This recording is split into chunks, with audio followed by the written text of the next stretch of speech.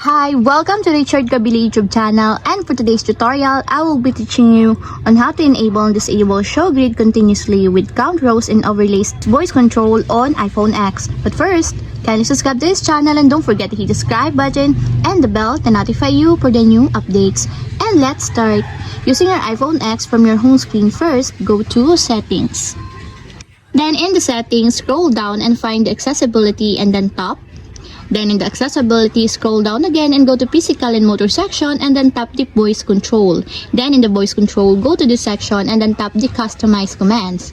Then after that, in the customize commands, find and tap the overlays.